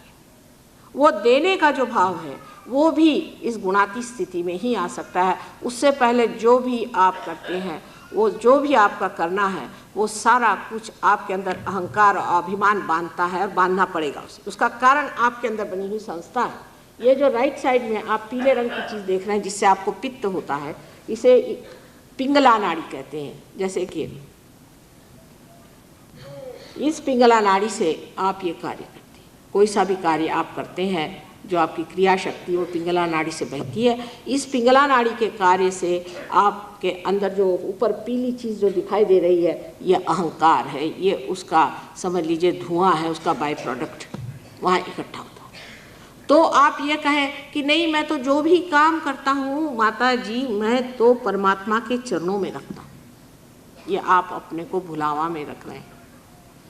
क्योंकि आप जो काम कर रहे हैं उससे परे होने के लिए जो स्थिति है वो आपके पास नहीं। जैसे कि सूर्य है, वो जब प्रकाश देता है तो वो अकर्म में बैठे हुए हैं, वो प्रकाश दे रहे हैं, उनका स्वभाव है इसलिए दे रहे हैं, वो कुछ कर थोड़ी रहे। उनकी स्थिति ऐसी, उस गुणातीत स्थिति में वो हैं जहाँ से वो कर रहे हैं। उसमें कोई उनको ये एहसास थोड़ी कि मैं इनको लाइट दे रहा हूँ या मैं यहाँ पर इस तरह से हर एक पत्ते में हरा रंग भर रहा हूँ, इसका उनको एहसास नहीं। वो तो उनकी स्थिति ऐसी है कि वो दे रहे हैं अकर्म में। यही कृष्ण ने जब गीता में कहा तब लोग बहुत बार कहते हैं कि कर्मण्य व अधिकारस्ते फलेषु मा कदाचित् तो कह गए, लेकिन जो भी कर्म करो वो उन्होंने कहा मेरे चरणों में रखो। अब ये कृष्ण जो है सीधी बात तो करेंगे नहीं, क्योंकि जानते इंसान जो है उसकी टेढ़ी खोपड़ी है, तो टेढ़ी तरह से उन्होंने बात करी कि भाई जो भी काम करो परमात्मा पे छोड़ो, वो हो ही नहीं सकता। उनकी डिप्लोमेसी है ना, वो जानते हैं कि बाप का काम है तो सीधे नहीं बताएंगे, क्योंकि सीधे बताने में इंसान कभी नहीं समझेगा। इसकी उल्टी खोपड़ी इसको उल्टी तरह से बताओ कि जो भी काम करे परमात्मा पे छोड़। अब जब इंसान ये सोचता है कि मैं जो भी काम कर रहा हूँ परमात्मा पे छोड़ रहा हूँ, वो बड़े गलत फहमी में है। जैसे कि एक बच्चा है और वो एक गाड़ी को हाँक रहा है, उसके बाप ने आके कहा कि पहले तो वो बता देते हैं, पहले उन्होंने कहा कि आप स्थित प्रज्ञ हो जाओ पहले, तो उन्होंने कहा कि आप इस जो घोड़ा है इसको आप सामने रखो, इसको जोड़ लो, जो आत्मा है उसको जोड़ लो और तब गाड़ी हाँको। उसने कहा कि ऐसे कैसे? अर्जुन ने कहा ऐसे कैसे, तुम तो कह रहे कि साक्षी बनो और इधर कह रहे कि तुम युद्ध करो। तो इन्होंने कहा अच्छा ठीक है, तुम घोड़े को पीछे रखो, कोई हर्जा नहीं, बस हाँकते रहो और घोड़े पे नज़र रखो, बस सब चीज़ घोड़े पे समर्पित कर दो तो हो जाएगा। जब वो गाड़ी चलेगी नहीं तब बताना पड़ेगा कि बात ऐसी है कि घोड़ा आप आगे करिए, पर ये माँ का काम कि बेटे इस चक्कर में मत रहना, तुम सीधे घोड़े को आगे करके जोड़ लो, जब तक आत्मा से जुटेगा नहीं ये गाड़ी आगे जाने वाली नहीं। इसलिए जो लोग सोचते हैं कि आज हनुमान जी के इसमें हमने प्रसाद चढ़ा दिया, हो गया हनुमान जी अब आप हमारी सारी चिंताएं दूर कर दीजिए, वो भी मुस्कुराते होंगे कि इन्होंने अच्छा मुझे जेब में रख लिया। असल में बात यह है कि आपका तो अभी उनसे संबंध ही नहीं हुआ। हनुमान जी अपने अंदर कहाँ बसे हुए हैं यही लोगों को नहीं मालूम है। वो हनुमान जी जो है इसी पिंगला नाड़ी पर ऊपर से नीचे दौड़ रहे हैं। इनको बाइबल में गैब्रियल कहा गया है, सेंट गैब्रियल जो थे वो हनुमान जी थे। और हनुमान जी हमारे अंदर हैं और जब तक हम उनकी मदद नहीं लेंगे, जब तक उनसे हम आशीर्वादित नहीं होंगे, हमारे कोई भी कार्य पूर्ण नहीं हो सकता। अब उनसे आशीर्वादित होने के लिए पहले उनसे संबंध होना चाहिए। उनसे संबंध होने के लिए पहले निराकार में आपको आत्मा को प्राप्त करना चाहिए। इसीलिए बहुत लोगों ने सिर्फ निराकार की बात की कि साकार की बात करो तो फिर फंस जाएंगे। पहले निराकार ही की बात करो कि आत्मा स्वरूप तो आप पालो। बुद्ध ने इसीलिए ईश्वर की तक बात नहीं की कि अगर हम ईश्वर की बात करेंगे तो फंस जाएंगे, फिर ईश्वर ईश्वर, फिर वो कहेंगे मैं ईश्वर हूँ वो ईश्वर है। इस झगड़े में पड़ने से पहले ये है कि इनको निराकार ही की बात करो कि तुम अपना सिर्फ आत्म साक्षात्कार पालो, फिर आगे बोलो। इसलिए उनको बहुत लोग कहते हैं कि वो एथीस्ट थे, परमात्मा में विश्वास नहीं था। ये तो इंसान की बुद्धि उल्टी है ना। उन्होंने जाना कि इंसान किस हद तक है कि उससे यही बात की भाई पहले तुम आत्म साक्षात्कार ले लो फिर आगे की बात करो। चाहे जो भी हालत हो, आज ऐसी हालत है कि आप एक क्षण में पार हो सको, इसमें कोई शक नहीं। ये आपका भविष्य, यह आपका असली भविष्य है कि आप एक क्षण में पार हो जाते हैं। लेकिन इसमें फिर आपका अहंकार कहाँ जाता है, ये सवाल खड़ा होता है कि माँ फिर अहंकार कहाँ गया। उस वक़्त क्या हो जाता है, हमारे अंदर जो चीज़ घटित होती है वो बड़ी बड़ी कमाल की चीज़ है कि जब कुंडलिनी जागरण होता है तो वो हमारे माथे में यहाँ जो आज्ञा चक्र की ये खिड़की है, आप देखिए ऊपर में, उस आज्ञा चक्र में जागृत हो जाती है। जब वहाँ की देवता, जब वो जागृति हो जाती, महालक्ष्मी है वहाँ बैठी, जैसे ही वो जागृत हो जाती है तो वो सारा की सारा आपका अहंकार और आपका प्रतिअहंकार माने जो कंडीशनिंग है वो सारा खींच लेगा। उसको खींच लेने से ये जो दोनों तरफ जो आपको प्रतिअहंकार या जिसे आप मनस कहते हैं या कंडीशनिंग कहते हैं, जिसे कि आप गहरे नीले रंग में देख रहे हैं, और पीले रंग की जो दोनों ये थैलियाँ हैं ये अंदर एकदम खिंच जाती अपने आप। इसको आपको नहीं करना है। बहुत से लोग क्रिया योग करते हैं, राज योग करते हैं, ये सब अंदर घटित होता है, बाहर नहीं।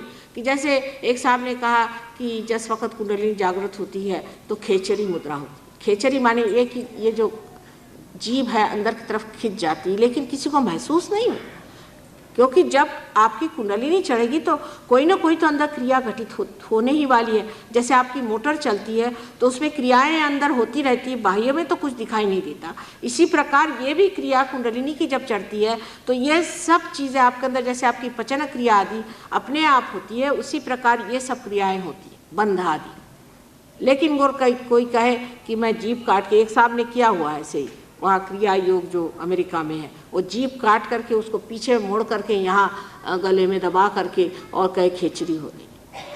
और बहुत से लोग वहाँ ऐसे जीभ लटकाए हुए कुत्ते जैसे घूमते, बात भी नहीं कर सकते। मैंने क्या ये कह क्रिया योगी, बताइए आप, क्रिया योगियों की क्रिया ही खत्म कर दी मुँह की। और इस पर एक बात है कि कबीरदास जी ने ऐसा लताड़ा है लोगों को, इतना कहा हुआ है कि जिन्होंने कबीरदास जी को जरा भी पढ़ा वैसे चक्करे में ना जाए, लेकिन वो भी उसी चक्कर में जाते हैं। सबसे तो कमाल यह है कि बिहार जहाँ पर कि कबीरदास जी ने इतनी मेहनत करी, इतना कुछ कहा, वहाँ पर उन्होंने सुरती कहा है, कुंडलिनी को सुरती कहा है, और वो तंबाकू को सुरती कहते हैं। अब और इससे क्या ज़्यादा अक्लमंदी हो सकती है कि जिस चीज़ के उन्होंने बिल्कुल मनाही की थी उसी को वो सुरती कहते। तो ये जो है कि हमारे अंदर आज्ञा चक्र जो है यहाँ पर, वो जब इसका शोषण कर लेता है तब हमारी यहाँ पे जो तालु भाग है ये खुल जाता है और यहाँ पे नरम हो जाता है और उसके अंदर से ठंडी ठंडी हवा आने लग जाती है। ये पहली पहचान है कि कुंडलिनी का जागरण हुआ। अब के कहते हैं कि कुंडलिनी के जागरण में ये आफत आती, वो आफत आती। हमने तो कोई देखा नहीं, हजारों लोगों की कुंडलिनी जागृत हो गई। जो लोग अपवित्र हैं, जिनके विचार अपवित्र हैं, जिनके अंदर धर्म नहीं है और जो पैसे के लिए काम करते हैं गंदे, ऐसे लोग कुंडलिनी की बात न करें तो अच्छा है। और जब ऐसे लोग कुंडलिनी उठाते हैं और ऐसे लोग जब कहते हैं हमारी कुंडलिनी जगी, तो ये जान लेना चाहिए कि इनकी कुंडलिनी नहीं जगी है, पर नीचे बैठे श्री गणेश का गुस्सा है। जब इनका गुस्सा चढ़ता है तो इतनी गर्मी बदन में होती है और सारे यहाँ से यहाँ तक ब्लिस्टर आ जाएंगे, आदमी भौंकने लगता है, कहीं तो शेर के जैसे बोलता है, कहीं चीखता है, कहीं कूदने लग जाता है। ये काम उसी को करना चाहिए जिसको इसका अधिकार है, और जिसको अधिकार नहीं है वो ऐसे कामों में फंसता है और लोगों का सर्वनाश करता है, उसके ऊपर भी ये बड़ी दशा आ जाती है। ऐसा आदमी जो कि इस तरह के तांत्रिक विद्या करता है और इस तरह के गलत तरीके से लोगों को फुसलाता है, उसकी 7 पुष्ट नष्ट हो जाती है और 7 पुष्ट में आदमी पागल की तरह घुमा करता है। ये मेरे अनुभव की बात है। मैंने बहुतों को देखा है इस प्रकार जिन्होंने काम किए, उनके बच्चों के बच्चों के बच्चे तक आज तक सफ़र कर रहे हैं। इसलिए ऐसे चक्करों में किसी को जाना नहीं चाहिए और किसी के साथ ऐसे काम करने नहीं चाहिए। और जो लोग ऐसे काम करवाते हैं वो भी जान लें कि उनकी भी पुश्तन पुश्त इसकी मर्यादाएं अगर तोड़ देंगे तो बहुत कुछ उनको नुकसान हो सकता है। इसलिए आप लोग निशा खाते रहें, किसी भी तरह की ऐसी गलत मन में धारणा न रखें कि हम इस तरह के लोगों से कुछ प्राप्त कर सकते हैं। कभी भी आप प्राप्त नहीं कर सकते। ये लोग आपके नुकसान पे आमादा है और ऐसे लोगों के पास जाने से वो तो आपके कर्दन काल है। मैंने तो देखा कि ऐसे लोगों ने जो लोगों का सत्यानाश किया है वो इस कदर सत्यानाश किया है कि उनके पास इतनी भी बुद्धि नहीं रह गई कि वो समझे कि हमारा इतना सत्यानाश हो गया। 6,000 पाउंड एक साहब ने दिया था और जब वो मेरे पास आए तो मैंने देखा कि उनको तो एपिलेप्सी की इतनी ज़बरदस्त बीमारी हो गई है कि वो यही नहीं समझते कि वो खड़े कहाँ, और अगर उनको एक लहसुन भी दिखा दीजिए तो उससे थरथराते हैं, क्योंकि उनको गुरु ने कहा था कि लहसुन खाना ठीक है। लहसुन से घबराते, लहसुन देखते साथ थर थर थर थर कांपने लगते। जो आदमी आपको गुलामी में फंसाता है, उस आदमी के पास जा करके आप कभी कुंडलिनी का जागरण नहीं कर सकते। कुंडलिनी से आप स्वतंत्र हो जाते हैं, आपके स्व का तंत्र आता है, आप उसके गुरु हो जाते हैं, आप पूरी तरह से समर्थ हो जाते हैं, और आप जानते हैं ये चीज़ क्या है। किसी भी गलत फहमी में नहीं रहना चाहिए। और जो लोग ऐसा करते हैं, गलत फहमी में रहते हैं, मैं यही सोचती हूँ कि इन सत्पुरुषों ने जो हमारे साथ किया, जितनी मेहनत और जितना कष्ट जिंदगी में उठाया, जितनी उनकी आत्मा हम लोगों के लिए छटपटाती रही, और हमने उस वक्त भी उन्हें दर्द दिया और अब भी उनको दर्द दे रहे हैं, उनका नाम ले लेकर के हम गलत काम कर रहे हैं। कुंडलिनी का वास्तविक जागरण अंदर होता है, और वो होने पर सत्य स्वरूप उसे आप लोग प्राप्त करें। ये आपका अधिकार है, ये आपका जन्मसिद्ध अधिकार है, जिसे आप प्राप्त करें, जिसके लिए आप पैसा कौड़ी कुछ भी नहीं दे सकते। और जब तक कुंडलिनी का जागरण नहीं होता तब तक मनुष्य अधूरा है, उसकी पूर्णता नहीं। तब तक ऐसा ही समझ लीजिए कि एक दीप है, लेकिन उसमें अभी तक ज्योत नहीं है। ज्योत आते ही आप एक ऐसे प्रांगण में उतर जाते हैं, ऐसे डायमेंशन में उतर जाते हैं कि वो डायमेंशन आप देखते ही आप समझ लेते हैं कि अब तो मैं सब चीज़ का साक्षी हो गया। मैं सब चीज़ की तरफ एक साक्षी स्वरूप देखता हूँ। जो कृष्ण ने कहा था कि आपको साक्षी होकर देखना लेकिन वो होने का तरीका जो है वो एकमात्र एकमेव है कि कुंडलिनी का जागरण, और कोई नहीं। चाहे कृष्ण ने उस वक़्त नहीं कहा हो क्योंकि उनके पास समय नहीं था, या जिसने कहा हो उसने बहुत अधिक इससे कहा हो, इसका ये मतलब नहीं कि कोई एक विशेष धर्म ने कहा या दूसरे ने कहा, सब ने यही बात कही। यहाँ तक मोहम्मद साहब ने तो साफ कहा है कि जिस वक़्त आपका रिजरेक्शन होगा, जब उत्थान होगा, उस समय में आपके हाथ बोलेंगे। अब मुसलमान कहते हैं कि उनके बाद कोई आने वाला नहीं, उन्होंने फ्यूचर की पूरी बात करी, उनको तो कोई पढ़ता ही नहीं। उन्होंने फ्यूचर की बात करी, भविष्य की बात करी कि उस वक्त आपके हाथ बोलेंगे। माने ये है कि हम जो अभी बोल रहे हैं इसकी पूर्ति बाद में होने वाली। लेकिन अब किसी से बताई कोई सुनने को तैयार नहीं, क्योंकि कान तो सबने बंद कर लिए, अपने गलत तरीके के जो उन्होंने मार्ग बनाए रहे। आपको अगर सत्य चाहिए तो सत्य आपके अंदर बसा हुआ। अपने साथ आप जाति मत करिए, अपने साथ अन्याय मत करिए, क्योंकि आप इंसान बन के संसार में आए हैं। ये परमात्मा ने आप पे बड़ी मेहरबानी की कि आप इंसान बन करके आए हैं। इसको आप प्राप्त करें, और उसका परमात्मा का जो आनंद है कि आप उसके साम्राज्य में विराजें, वो उसे देना चाहिए। इस देने में आप क्यों रुकते? बेकार की धारणाएं, क्योंकि हम इस धर्म में पैदा, क्योंकि उस धर्म में पैदा, क्योंकि हमारे बाप ऐसे थे, क्योंकि हमारी माँ ऐसी थी। लेकिन आप क्या, आप अपने बच्चों को क्या देने वाले? क्या वही घिसी पिटी बातें, वही बातें जिससे कुछ पाया नहीं गया? जो पाने का है सो अत्यंत सूक्ष्म है, लेकिन अत्यंत सरल और सहज। ऐसे सहज को पाना, यही सत्य को पाना।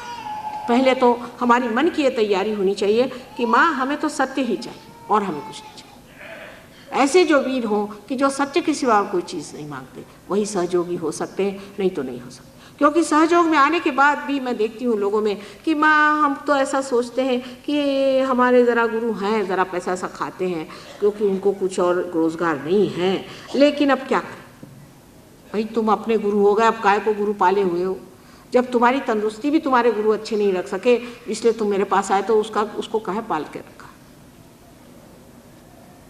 जो असल है उसे ही पाना है, जो नकल है उसे छोड़ देना है, जो वास्तविक है उसे देखना है, जो वस्तु स्थिति है उसी को जानना है। ये जब हम धारणा बना लेते हैं तब आपके अंदर सहज में ज़मीन ऐसी तैयार हो जाती है कि ऐसे आदमी को समझाने की ज़रूरत नहीं, उसका अनुभव ही उसको सिखा दे। और जो कुछ अनुभव शून्य आज तक रहा है उसमें ही आप समाधान मत माने, क्योंकि आपको अभी तक उसका अनुभव नहीं है। कल आप अपने बच्चों को क्या देंगे, या अपने ही मन को आप क्या समाधान देंगे? क्या रटने रटने से ही हो जाएगा? क्या पढ़ने पढ़ने से हो जाएगा? किसी भी चीज़ से नहीं हो सकता। कबीरदास जी ने कहा है, पढ़ी पढ़ी पंडित मूर्ख भय। तो मैं सोचती थी कि ऐसा कैसा कह रहे हैं। अब मेरी समझ में आया कि वो जो पढ़ते हैं वो सोचते हैं, जिसने गीता पढ़ी वो तो सोचता वो व्यास मुनि बन गया। कोई किताब पढ़ता है वो सोचता है कि वो वही बन गया, फिर और वो कोई चीज़ सोचता ही नहीं। ऐसे भी लोग मैंने देखे कि किताब रखेंगे और कहेंगे अच्छा अभी भगवान का नाम लेकर के मैं खोलता हूँ भविष्य क्या देख लो, उसमें के एक सेंटेंस को पकड़ लेंगे, कल इसका भविष्य मतलब ये है, ये कौन तमाशा। इससे भी बढ़ के लोग ऐसे होते हैं कि इतना छोटा सा कोई से भी किताब जो कि मानी जाए, जैसे बाइबल है या कोई इनका तौरात होता है या अपना ग्रंथ साहब है, कोई सी भी किताब हो, जैसे गीता है, कोई सी भी छोटी, उसको इतनी छोटी बना ली और यहाँ बांध ली, हो गया। इस तरह के भ्रम में रहने से परमात्मा नहीं मिलने वाले, और वो कितने सहज सरल आपके अंदर मिल सकते हैं। उसके लिए आपको कुछ करना ही नहीं, वो आपके अंदर ही है। आपको पढ़ना लिखना भी नहीं, कुछ जानना भी नहीं, उसको सिर्फ पाना मात्र है। और पाना जो है वो बुद्धि से नहीं पाया जाएगा, आपके नसों में, आपके सेंट्रल नर्वस सिस्टम में पाया जाएगा, आपके उत्क्रांति में। आप वो इंसान होंगे जिसे आप कह सकते हैं कि महान मानव, जिसे कि आज हम कहते हैं कि यही आपका भविष्य है कि आप महान मानव। फिर इस देश में, ये देश, इसकी जितनी पूजा की जाए न कम। यहाँ संत साधुओं के अनेक चमत्कार, हजारों चमत्कार हो चुके हैं और इन्होंने अपना खून सींच करके इस देश को बनाया है। इस देश में जो पुण्य है वो आपको किसी भी देश में नहीं मिल सकता। और इस देश में रहने वाले लोग महान पुण्यवान होंगे, पूर्वजन का सुकृत होगा तभी यहाँ पैदा होंगे। और इस देश में रह करके भी इस समय अगर आपने अपने आत्मा को नहीं पाया तो मैं कहूँगी कि आपसे दुर्भाग्य कोई नहीं, क्योंकि समय ऐसा है, विशेष समय है। इस समय सत्य को पाना बहुत आसान है और इसे पा लिया जाए। पाने के बाद उस पर दृढ़ हो जाना चाहिए और बढ़ना चाहिए। इसमें बुद्धि के खेल से नहीं होगा कि माँ ने ऐसा कहा तो ऐसा क्यों कहा और फिर फलाने ने ऐसा नहीं कहा, इससे नहीं होने वाला। जो चीज़ है वही है। हम आपसे ये बात नहीं बता सकते जो चीज़ नहीं है हम क्या करें। हम तो आपसे झूठ नहीं बोल सकते, जो सत्य है वही आपको बताएंगे, क्योंकि हम तो आपकी माँ हैं, आपसे हम झूठ नहीं बोल सकते। और जो हम बोल रहे हैं वो सत्य है या नहीं, ये आप खुद उसका परिचय लें। जिद न करें, उसका परिचय लें और परिचय लेने के बाद उसे आत्मसात करें। क्योंकि आखिर बात क्या है? बात यही है कि माँ है वो किसी के लिए क्यों करती है, वो अपने बच्चे से प्यार क्यों करती है। उससे अगर कोई पूछा जाए तो वो कहेगी कि ये तो अजीब सवाल साहब, मैंने कभी सोचा ही नहीं कि मैं क्यों प्यार करती हूँ अपने बच्चों से। उसका कोई पर्पज़ ही नहीं, वो तो कोई मतलब ही नहीं होता, लेकिन करते। और इस वजह से आप लोग इस पे अब बुद्धि से वाद न करें, सिर्फ अपने कुंडलिनी के जागरण की व्यवस्था रखें। अपने कुंडलिनी का जागरण कर ले, जिससे आपका ब्रह्मरंध्र छिद्र हो जाए और आप ब्रह्म को जानें। सबसे पहले उस निराकार ब्रह्म को आप जान लें और फिर आगे की बात करें। परमात्मा की बात अभी न करें। अभी भी यही समझिए कि बुद्ध की बात ठीक है कि पहले आत्मा का साक्षात्कार हो जाए, ब्रह्म शक्ति को हम पालें, उसके बाद आगे की बात करें। उससे पहले की बात करने में और उसके आगे की बात करने में भी बहुत परेशानी हो जाती है, क्योंकि दिमाग सबके अलग अलग बैठे हुए हैं। इनका एक विचार है, उनका एक विचार है, उनका एक विचार है, उनका एक विचार है। मैंने ये किताब पढ़ी, मैंने वो किताब पढ़ी, मैं वहाँ गया था, वहाँ ये था, वहाँ वो था। लेकिन सत्य क्या है उसे जानने के लिए कुंडलिनी के जागरण के बगैर, उसके प्रकाश के बगैर आप नहीं जान सकते। इसके अलावा भी जो चीज़ें आप जानते नहीं हैं, जो चीज़ें महसूस नहीं, जो चीज़ें हमारे लिए अज्ञात है, वो सब परमात्मा भी नहीं। बहुत सी चीज़ें जो अज्ञात है वो परमात्मा नहीं, ये जानना चाहिए। इसके बारे में मैं आपको कल बताऊंगी कि ऐसी बहुत सी चीज़ें हैं जो हमसे बिल्कुल अज्ञात है और कभी कभी उसकी झलक दिखाई देती, पर उसका परमात्मा से कोई संबंध नहीं। इसके बारे में मैं आपको कल बताऊंगी। आज महालक्ष्मी का तत्व आप में जागृत हो गया है, तो कृपया आप अपना आत्म साक्षात्कार प्राप्त करके और फिर उस पर कल मैं आपको पूरी तरह से बताऊंगी कि अपने अंदर और बहुत सी ऐसी चीज़ें हैं जिससे हम अज्ञात हैं, वो क्या चीज़ें हैं और उससे कैसे बचना चाहिए। परमात्मा आप सबको सुबुद्धि दे।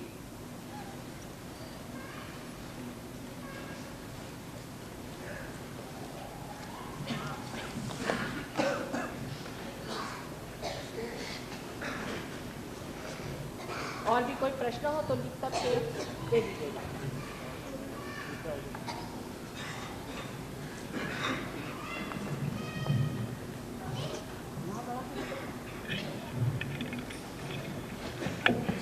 इसमें ले लो बीच में।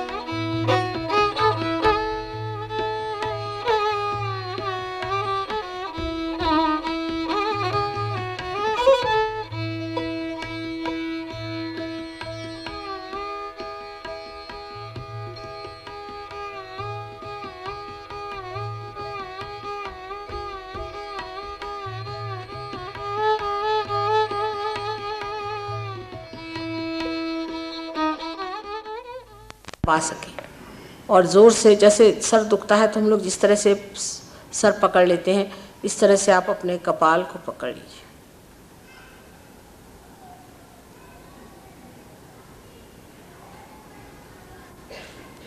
यहाँ पर आपको कहना होगा कि माँ, मैंने सबको क्षमा कर दिया। कितना बोझा हल्का हो जाता है। आप देखिए, सबको आप क्षमा कर दीजिए। और ये कहना कि हम क्षमा करना हम कर नहीं सकते क्योंकि मुश्किल काम है, ये गलत बात है। क्योंकि क्षमा करना न करना एक ही बात है, किंतु जब आप क्षमा नहीं करते हैं तब आप उन लोगों के हाथों में खेलते हैं जिन्होंने आपके साथ ज़्यादती की। सबको क्षमा कर दीजिए। सबको, जिन्होंने आपके साथ ज़्यादती कर ली उसको क्षमा करते वो परमात्मा के हवाले हो जाते हैं। आपको कुछ उसकी परेशानी नहीं होती। आप कृपया कहिए कि माँ, हमने सबको क्षमा कर दिया।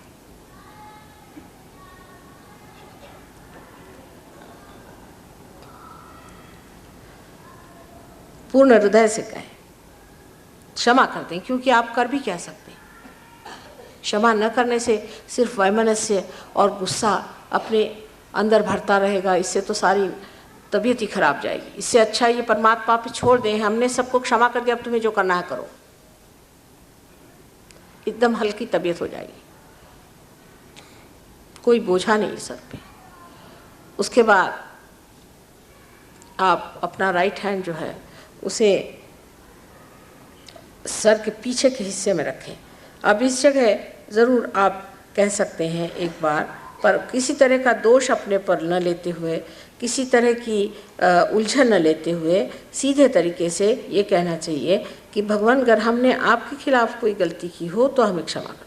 हे गुरु, हमने आपके खिलाफ कोई गलती करी हो अनजाने में तो क्षमा कर दीजिए। हमने अगर कोई उनकी शान में गलत किया हो तो क्षमा हो जाए। बस इतना कहिए। वो गलतियाँ गिनने की ज़रूरत नहीं, कोई अपने ऊपर दोषारोपण करने की ज़रूरत नहीं कि हमने ये गलत किया, वो गलत किया। सिर्फ ये कहना मात्र कि अगर हो गई हो कोई गलती तो तुम क्षमा कर दो।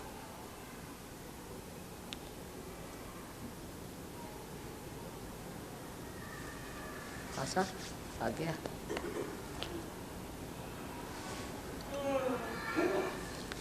अब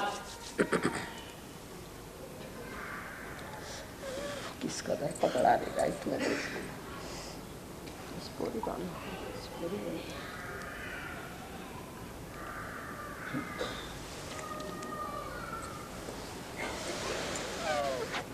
अब आप अपना हाथ अपने ब्रह्मरंध्र पे, मैंने जिसे फॉन्टेनेल बोन एरिया कहते हैं, जिसे हम लोग तालू कहते हैं, उस पर अपना जो तलवा है उसे रखें। और अगर वहाँ तक पहुँच ना हो तो अपनी उंगलियाँ वहाँ रख लीजिए। तलवे पर, तलवे की जगह उंगलियाँ रख के और थोड़ा दबा करके उसको घड़ी के कांटों जैसे घुमाइए।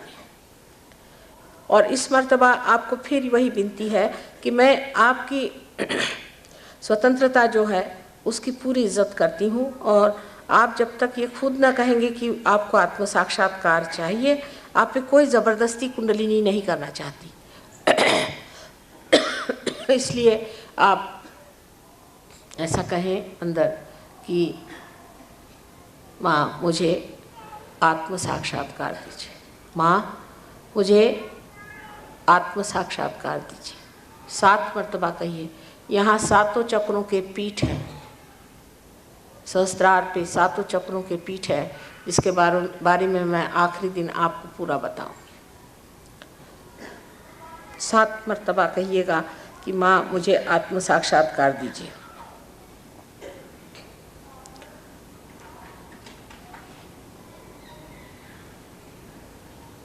हो गया? आ रहे?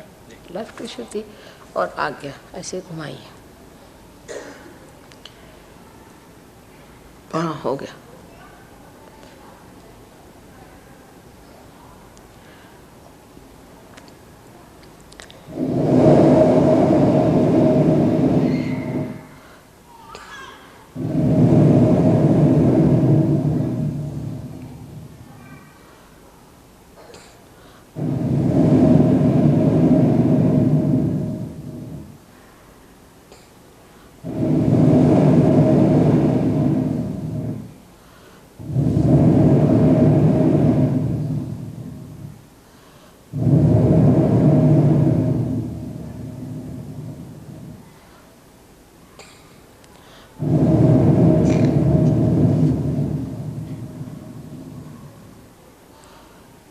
अब यह हाथ नीचे ले लीजिए, आराम से गोद में रखें। धीरे धीरे आंखें खोलिए। मेरी ओर आप बगैर विचार किए हुए देख सकते हैं। आप निर्विचार में, कोई विचार नहीं, अंदर एकदम शांति विराज रही। इसी शांति को पहले पाना चाहिए, तभी आप जागतिक शांति को प्रस्थापित कर सकते हैं। आप अपना लेफ्ट हैंड सर की ओर यहाँ पर रख के देखिए कि ठंडक आ रही कि नहीं। थोड़ा अधांतरी ऊपर उठाना, यहाँ पर देखिए कि सर में से कुछ ठंडक सी आ रही है या नहीं। सूक्ष्म है, ये सूक्ष्म संवेदना है, और हम जड़ से सूक्ष्म की ओर आए हैं तो ज़रा सा समय लगता है। देखिएगा, आ रही है ठंडी हवा। दूसरा हाथ इधर ये करके इस हाथ से देखिए,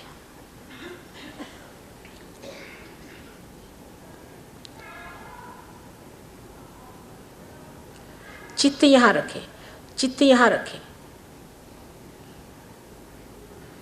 ये चमत्कार, ये असल चमत्कार है। ये कोई कर नहीं सकता, ये होता है, ये घटित होता है।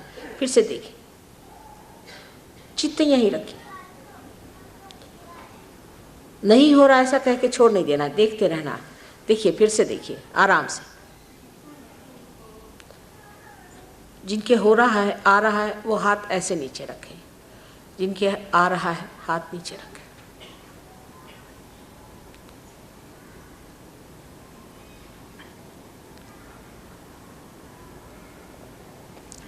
अब हाथ में भी आना चाहिए।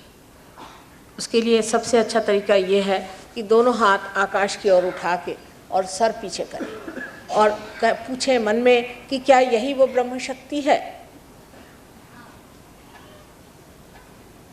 यही जो वेदों में वर्णित है, वही ये ब्रह्म शक्ति है?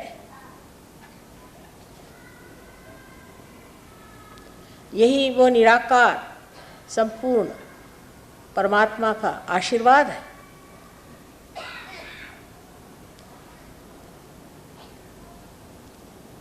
जिसे ऋतंभरा प्रज्ञा कहा जाता, वही यह शक्ति है।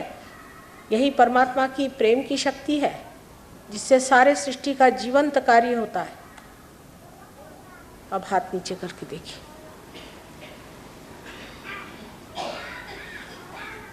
हाथ में ठंडी हवा आ रही, देखिए आ रही है क्या?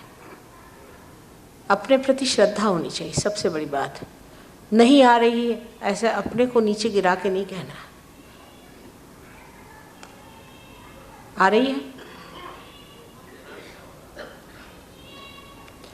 और अंदर शांति विराज रही।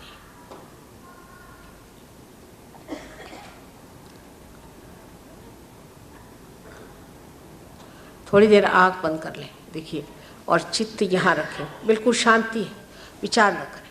आँख बंद कर लें, देखिए कितनी अपनी शांति है, उसका आनंद उठाना चाहिए। जो सहस्त्रार में आनंद होता है उसे निरानंद कहते हैं। निरानंद, सिर्फ आनंद, केवल आनंद, केवल। ये आपकी अपनी आत्मा की स्थिति है, उनका अपना अनुभव है।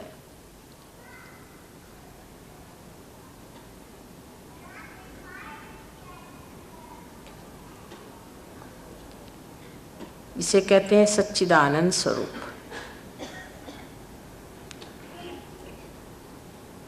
यही सत्य है, जो हम अपने नर्वस सिस्टम में जानते हैं वही सत्य है। बाकी जो कुछ है अपना दिमागी जमा खर्च है।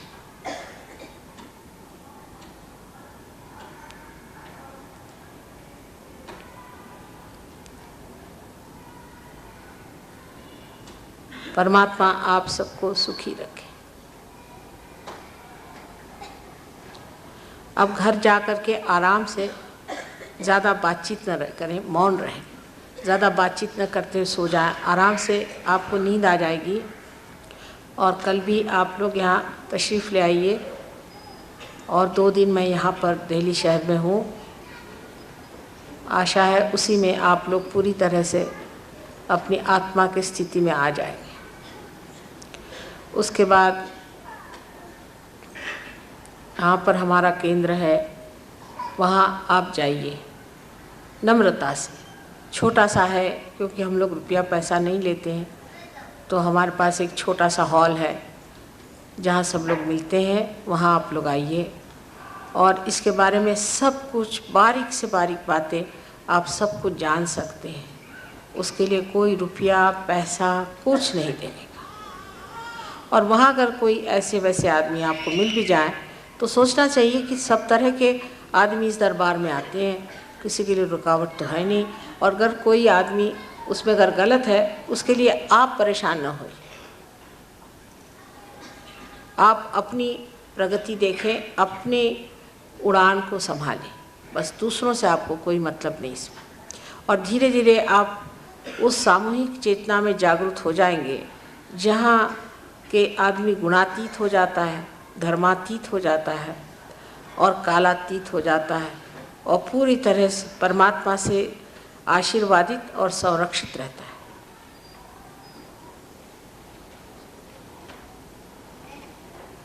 आज का ध्यान इतना अच्छा हुआ है, मैं बड़ी संतुष्ट हूँ।